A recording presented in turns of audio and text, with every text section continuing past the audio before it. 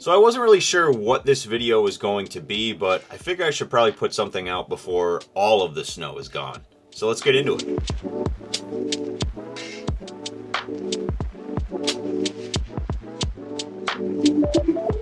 In this little Pelican case here is the HoverAir X1 ProMax. It is a new drone from HoverAir, and I actually picked up the drone part of this at Costco when it was on sale for about $400, which is way cheaper than the HoverAir website or anywhere else that you can find it, really. Now, as I'm showing you this setup in the box here, I'll say I'm probably into this whole setup for about $850 to $900. If you were to buy everything on the HoverAir website here that I have, I think you're looking at anywhere from $1,100 to $1,300. So I'm a little bit under the bundle price from HoverAir because I bought the drone separately from Costco. But I'm going to go over everything that I have in here. This drone has a ton of different features, including cycling, different shots that it can do. But on my recent trip to Vermont, I specifically used the ski feature and maybe a couple of the video drone options, and I'll show you those as I overlay them on the video. So opening up this watertight Pelican case that I bought off of Amazon, I'll link it down below if you want to get one for your HoverAir. But I have the drone itself, I have the beacon module along with the joysticks, I have the power charging brick along with 2 extra batteries in this. I also have, once you take the drone out, you can see I have a 4th battery in here, along with some clips underneath. I have the ND filters nicely stored under there, along with the charging cable for the beacon, and a USB-C to USB-C charging cord as well. This little Pelican I thought was pretty cool. I picked it up for about 40 bucks. It's one of those, I think it's called a pick and pluck. It has a foam insert already kind of pre-cut, and you're able to tear them off into little squares and make sure everything fits nicely in there. So I have mine organized the way that I thought made the most sense. Closes up nicely, locks very securely, watertight, waterproof, pretty much impact resistant. You can toss this thing around and your drone's going to be fine. The first shot I used here was the zoom feature. I had it set to 100 feet and to rise up as it went in and out. This will take 2 shots. It'll zoom out and then it will zoom back in, and it'll save both clips as separate files. Here's another zoom feature. This is the zoom out to 100 feet with rise enabled. This is shot at 4K 60 frames per second. And these standard shots are really awesome. You just kind of set the drone and forget it, and it'll come right back to you. Land it in your hand, no problem. This shot right here is actually my first run of the day and my first shot with the follow me feature. I had it in ski mode, set to far and high, and again this is at 4K 60 frames per second. I was not using the beacon at this point, and I told my friends to ski behind me just in case the drone lost track of me. I wasn't really sure what to expect here because a lot of the footage that I've seen on YouTube is in very wide open conditions. Now you can set the ski feature to a narrow setting. I believe I had it in the wide setting here, just wanted to see what it would do, and as you can see, it tracked me very well. I had no issues with it losing me. It didn't track on to anybody else that was skiing past me at all. It did a really good job, and as soon as I stopped, it slowed down, came towards me, and if you don't move for a few seconds, put your hand out, it'll know that you're ready to end your shot. Some of the settings you can change in the ski mode are the distance away from you. I had this one set to mid. There's also a far, and you can either pick from flat shot or rise in the ski mode. There is also the feature of smart descent that will help with the ski mode when you're going down a hill. It should auto level out as you're going down the hill and not lose you and stay at that height that you already selected. It did a great job on this narrow trail, not veering too far off to the sides and hitting any branches. It got pretty close at some points to branches, but I think it would have been fine to just bounce off them. As of recently, HoverAir actually included a dolly track feature into the ski mode. Dolly track is when the drone goes out in front of you and tracks you from the front facing. This is actually pretty difficult, as you can imagine, going down a mountain, and I don't think I had it set to the correct thing here. You can tell it was really kind of struggling to keep up with me and follow where I was going, and I was trying to go pretty much straight down the mountain with some little curves here and there, and it definitely swayed from side to side and got me a little bit nervous with a lot of the overhanging branches on the edges of the trail. I should also mention that all of these shots were shot with an ND filter on the drone. You do have to go into the app settings and pick which ND filter you have installed before you shoot with one. I'm not sure how it really affects the footage, but I think it will help with frame rates going forward in sunny conditions. You also have the option to shoot in vertical at 4K 60 frames a second. I wanted to try this out because I wanted to see how it would frame myself. You can see here this is a little bit different than the horizontal regular shooting, but it didn't do half bad. It kept me right in the middle of the frame. There were no issues with losing me tracking wise, and it did its job. Now the one issue that I did have was the beacon itself, actually. It kind of entered a power loop every time I tried to turn it on. It would turn on and off and on and off, and I never really got it to stay connected to the drone. Now, I didn't have any issues with the drone losing me without the beacon, so if you're on the fence about buying it, you could probably hold off on buying the beacon and the joysticks. Now, if you plan on using this drone more of like a cinema drone and you want to manually control it, the beacon and the joysticks are definitely easier to use than just using your thumbs on the remote, and you will have better range while using the beacon.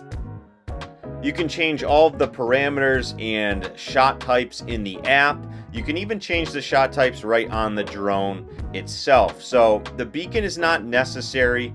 It's definitely a nice added feature, a nice sense of security if it works as it should.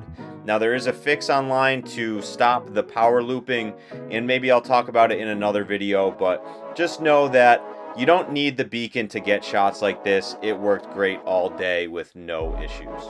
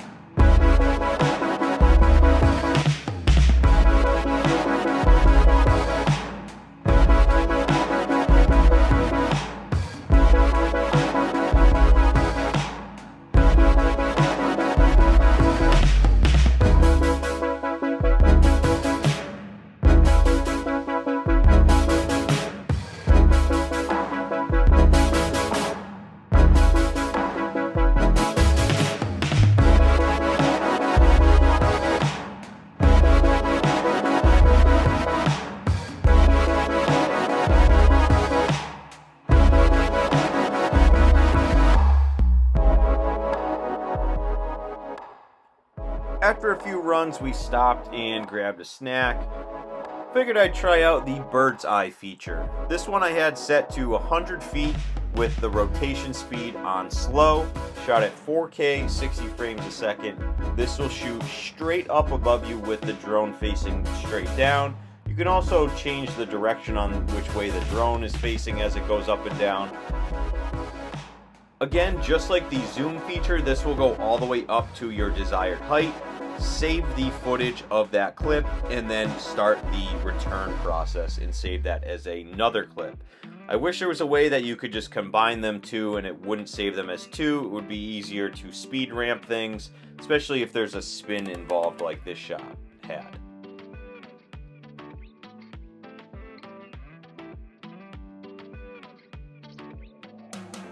The orbit feature definitely caught the attention of everyone around us. I had this set to a 20-foot radius at high height, 4K 60, and as you can see, it just rotates around. I had it set to 3 full rotations before it stops and comes back to you. Fortunately, we didn't make the 3 rotations because people were getting upset, but hey, it got a cool shot. This next clip is for you, Red Birch. I put your entire run in there. Had this thing set to far, high, and 4K 60, and I'll just let the footage run.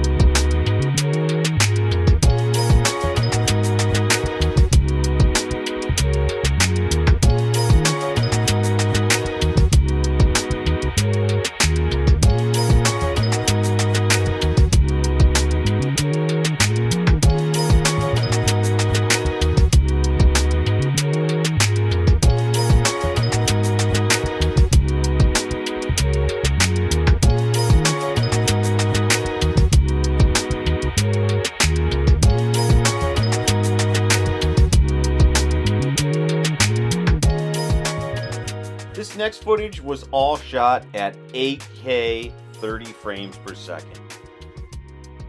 Now you're probably not going to notice a difference in the quality overall because this is compressed to 4K and then compressed again onto YouTube, but you can see here I zoomed in quite a bit and it still looked crispy.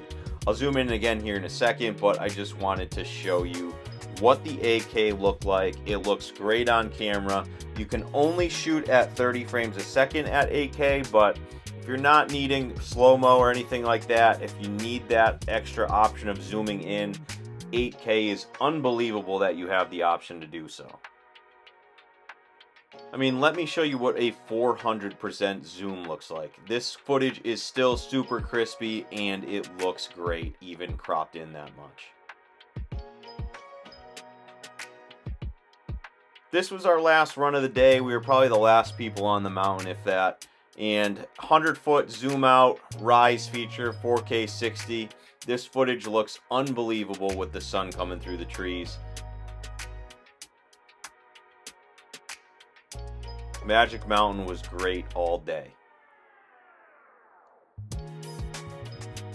I think this is some of my favorite footage of the day. This is shot at 8K 30 frames a second. And when the golden hour came out, when the sun started poking through the trees, this footage looks unbelievable. You can see I had it set to far and rise on the follow. You can see there was a bunch of close shots there coming through the trees, but this thing handled it like a champ.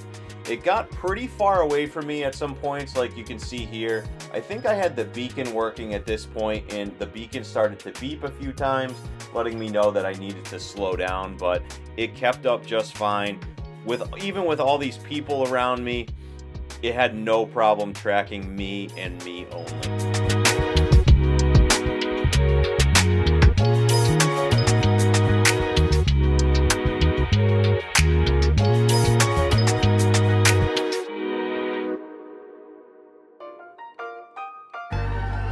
If you enjoyed this video and stuck around to the very end, make sure you like and subscribe, because part 2 is going to include some RC cars at the mountain.